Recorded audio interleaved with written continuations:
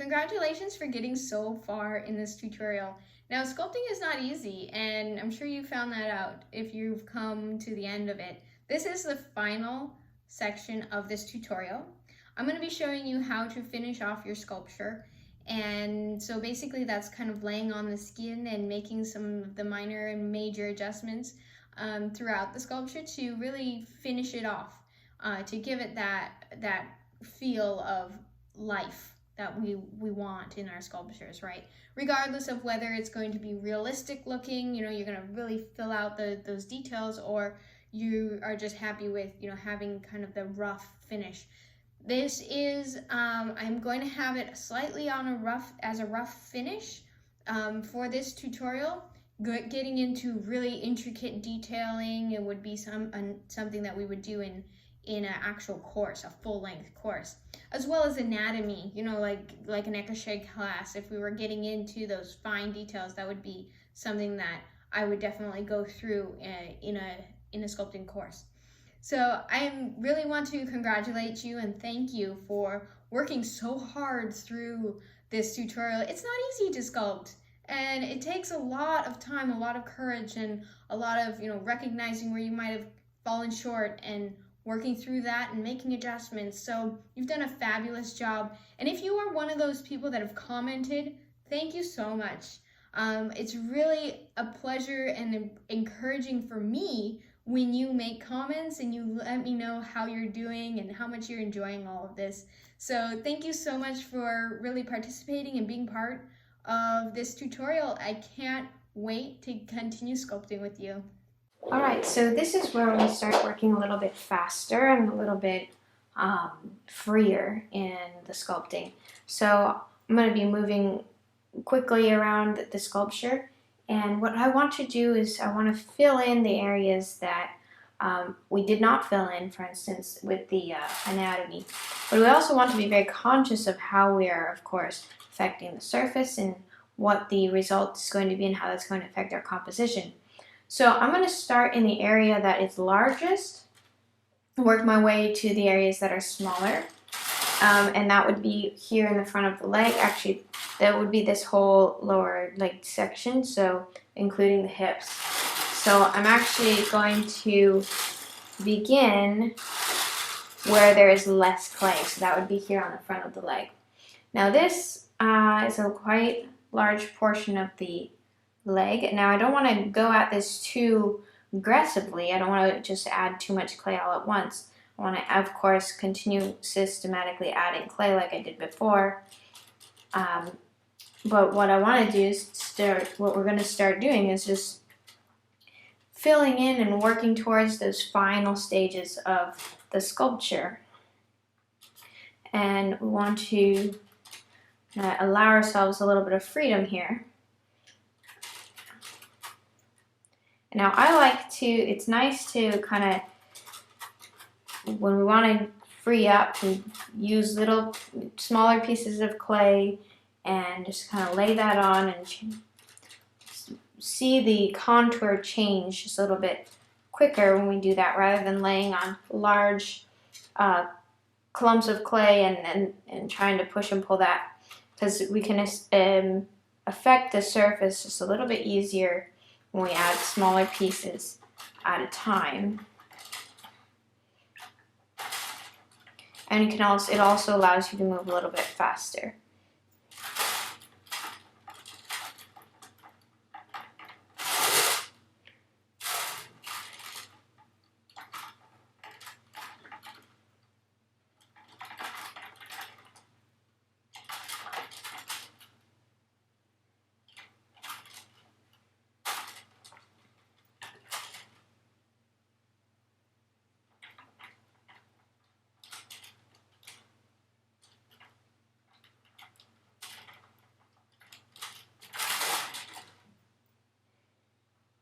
And always make sure that you're looking at your sculpture from all different angles.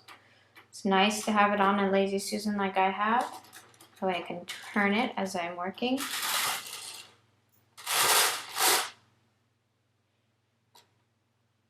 Now when this muscle is in use, you can see the contour of the muscle and it has sort of an oval shape to it. It comes around this way and comes to a point down in here. So now I'm going to jump over to the other side and do the same thing over here. Of course, I'm going to add a nice large piece there, fill that in. And that allows me to start building with the smaller pieces here.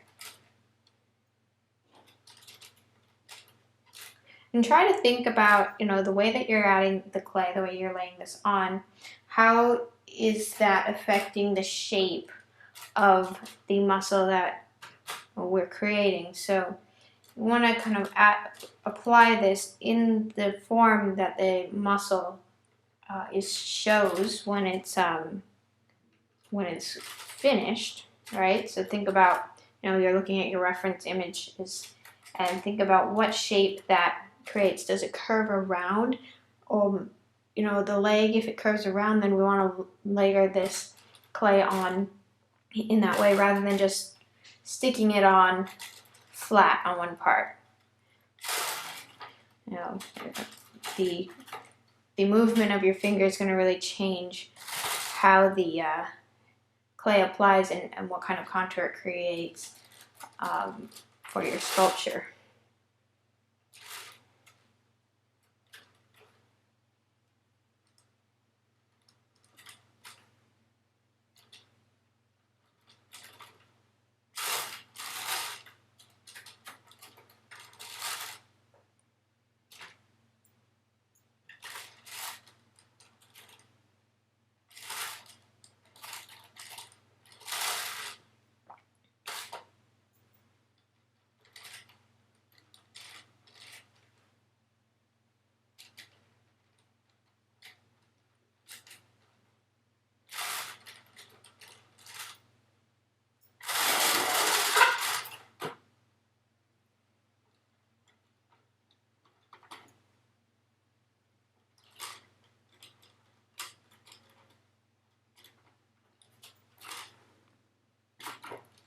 I'm going to come up here, start doing the same thing on the buttock. Start to fuse these parts together, bringing the leg up into the torso.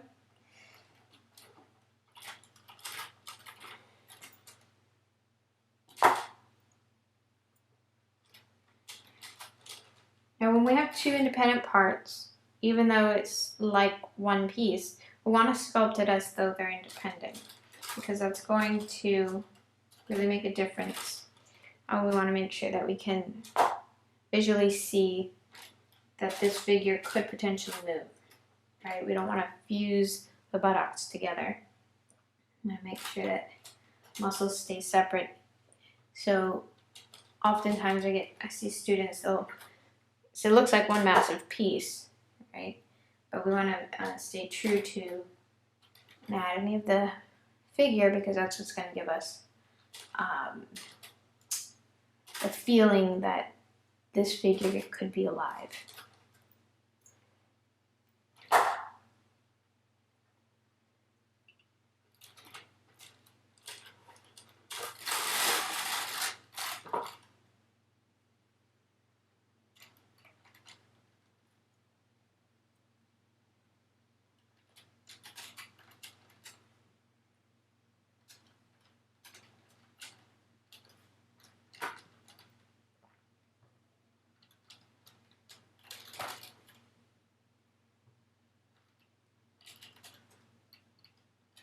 So when I say the word fuse, I just mean I'm talking about fusing the clay so that it's not moving anymore. We don't want to think about fusing parts together that don't move.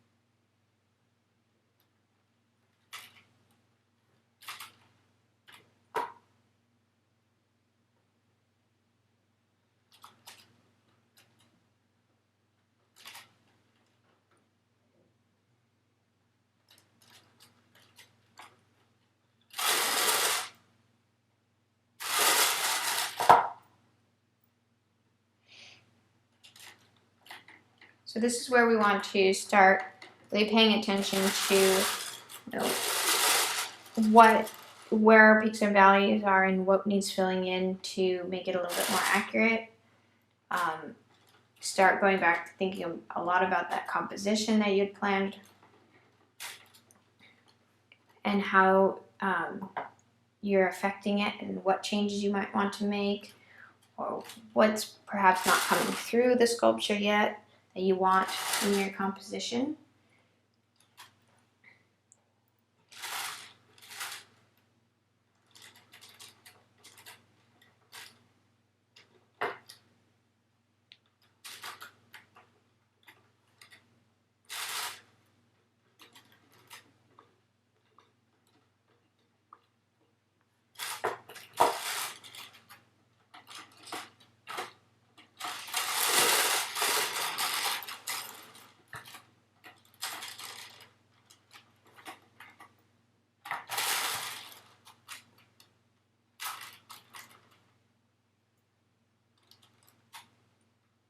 Now I'm thinking about attachments. How does this part attach to the other part, and what shapes does that form? You know, of course it does deviate inward. It's a bit of a concavity here, but how much? And I want to consider that as I move forward.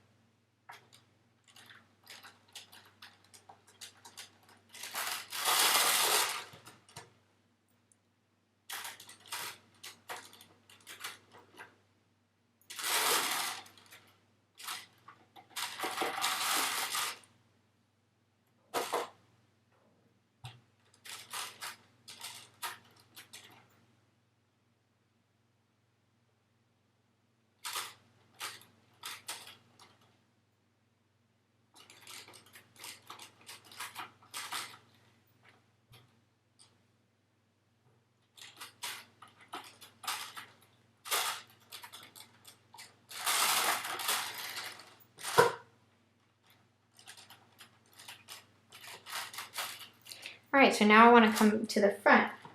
What's going on here, and how can I make those adjustments? So I want to bring this muscle up in here, and I wanted to attach, kind of, you know, create more of an attachment here in the leg. So again, I'm going to do that. See how we have this hole here? I'm going to go ahead and fill that.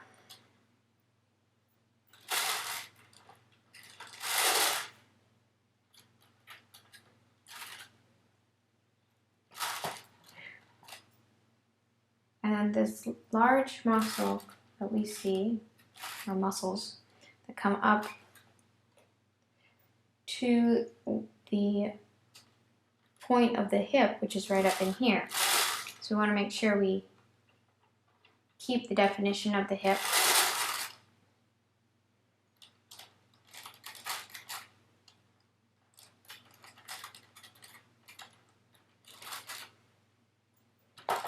So if you're sculpting for the first time and you're just learning, this is a great method to use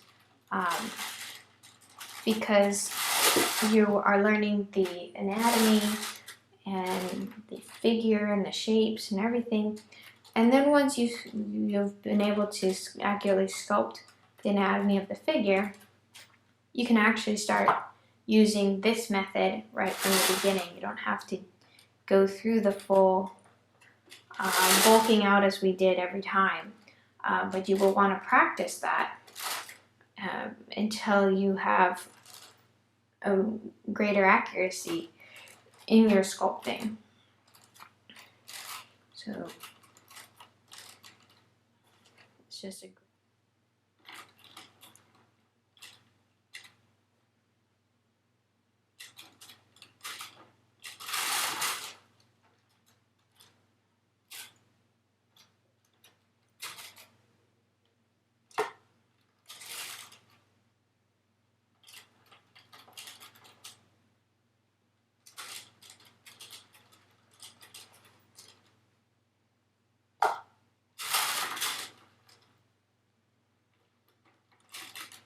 So we're just doing the same thing as on the other side, keeping in mind the point of the hip, which is right here.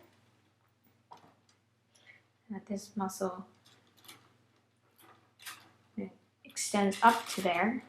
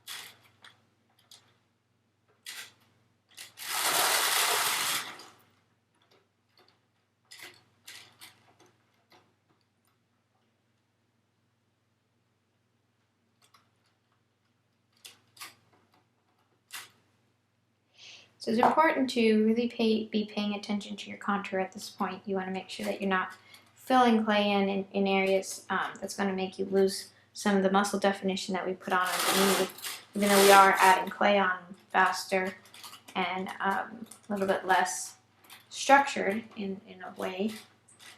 We really want to make sure that we're paying attention to the contour here.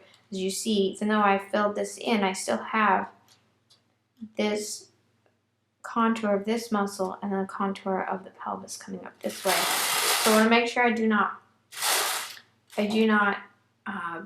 negate what I have worked so hard to do, which is the bulking out of the accurate anatomy underneath.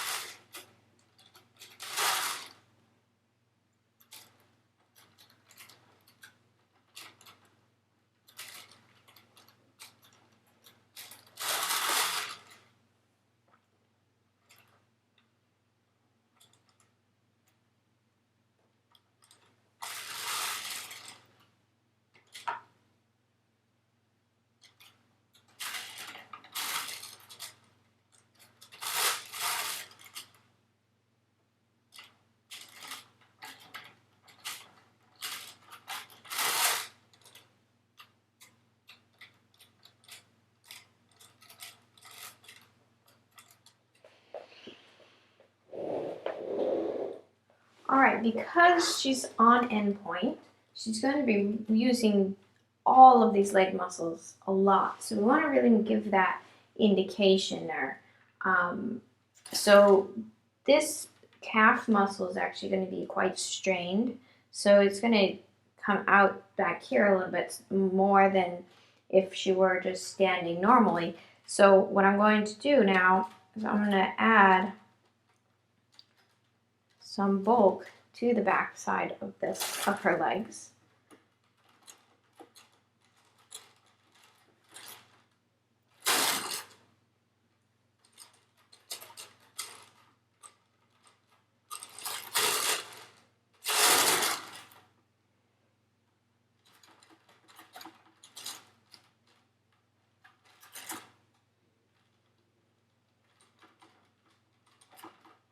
Now keeping in mind that behind the knee, of course, there isn't quite as much contour. So we want to make sure that, you know, as this mountain comes out, we want to make sure that this valley goes in.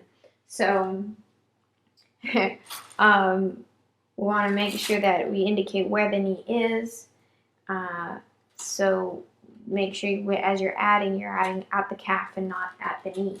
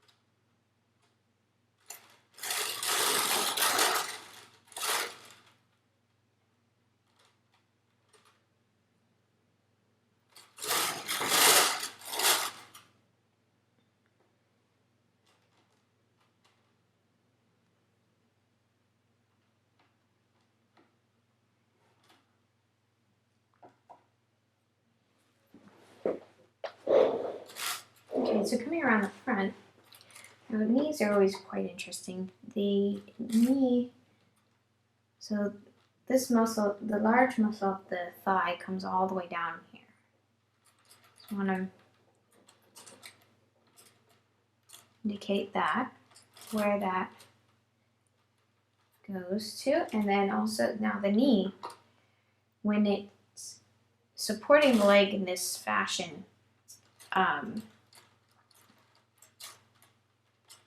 it's kind of locked in. So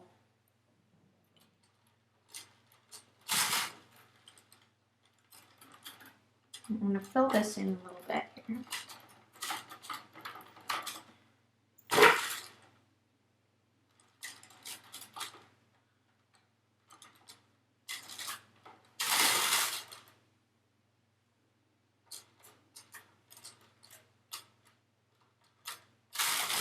So that gives us an indication of where the knee is. And do the same thing up here. Again, starting from where that thigh is.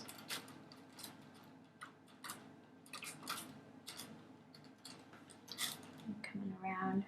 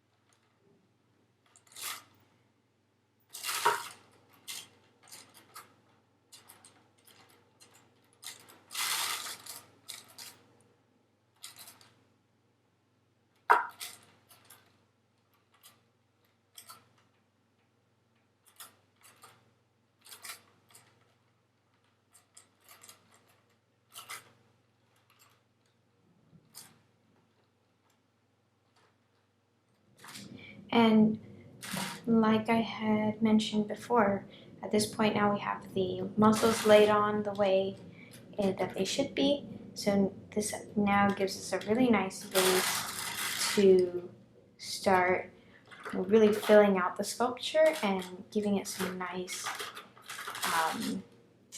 composition finishes.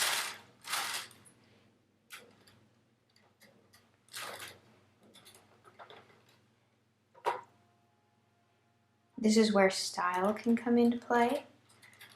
Up until now, there really hasn't been much room for style and and freedom as far as that's concerned. So now is, you know, a good opportunity to kind of think about the style and, you know, what direction you want to move in terms of that style. Do you want it to be along the lines of contemporary realism? Do you want it to be more impressionist? Are you going to try to fill out all of the details of your sculpture, or are you going to be happy with, you know, just giving the impression of the figure's shapes and proportions, and focusing more on composition than detail? So this is where you get to really pull in your personality into the sculpture and play around with that a little bit.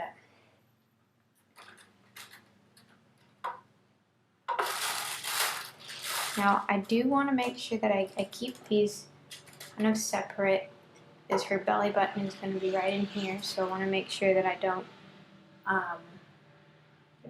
make this too much of a one solid piece.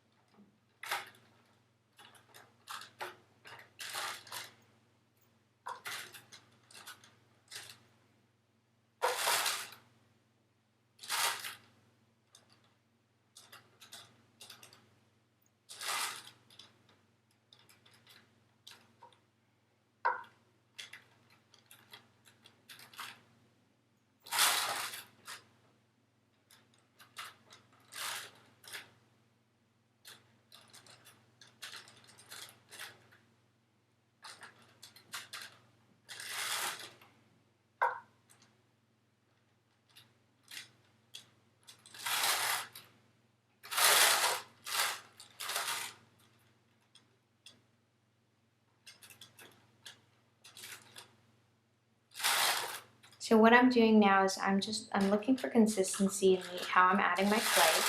So if I see one side is built up a little bit more than the other, I'm going to go ahead and bring the opposing side up to match that so that it's consistent. And I'm looking for opportunities here to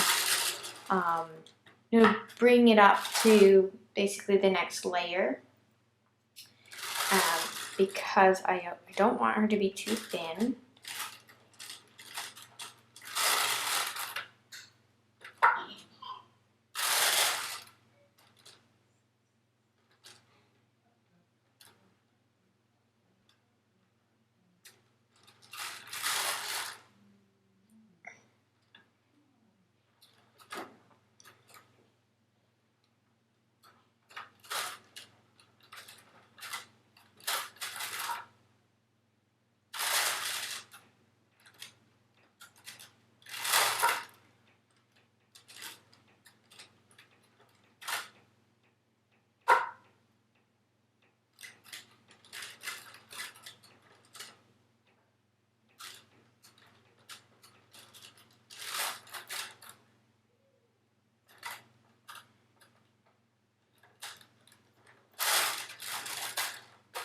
So for instance, right in here, I have more off to the left than I do on this side. So I want to even that out.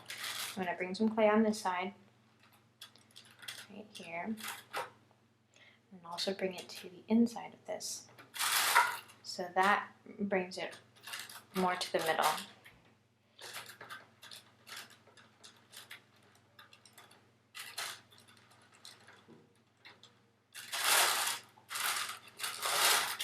And again up here, a little bit more. So what you want to try to do is focus in on the parts of the sculpture that might be deviating or causing some distraction from the contour that you're trying to achieve. So what you want to do is compare the surfaces in this case from side to side, make sure they're even, look at your sculpture as a whole, and see how it's progressing. Now each time that you add clay, pause and take a look at the whole sculpture and then continue adding. It's very important because what might happen very easily is if we don't take that moment to pause and assess, the progress of the sculpture can get away from us very quickly, and then we can push and pull the clay in directions that are not very helpful.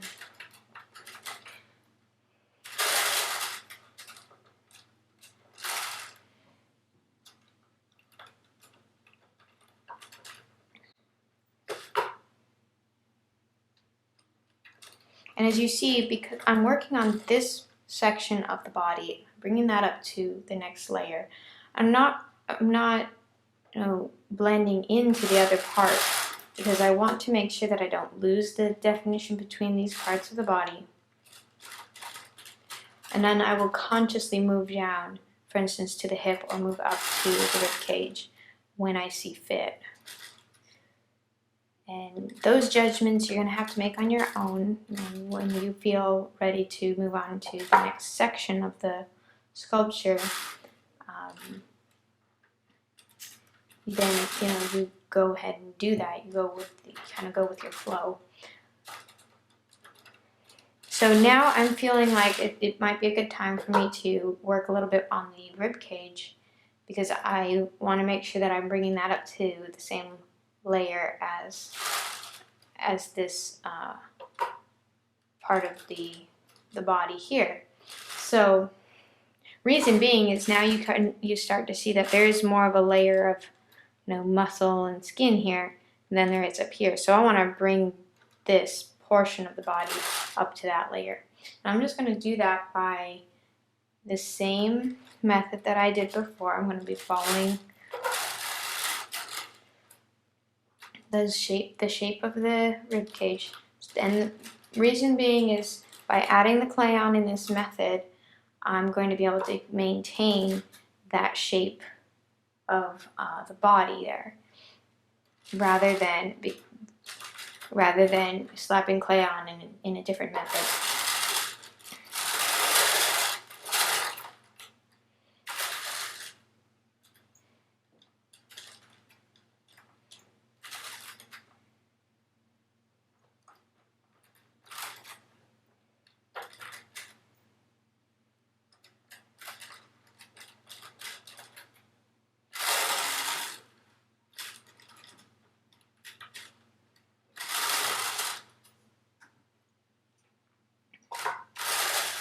Now I want to make sure that I'm assessing the rib cage. Both sides are the same. Now I can see that this side's a little bit flatter, so I'm going to go ahead and add back here.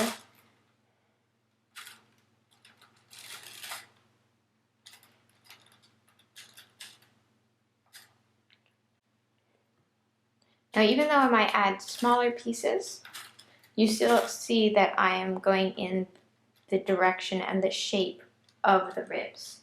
So I want to make sure we are conscious of that,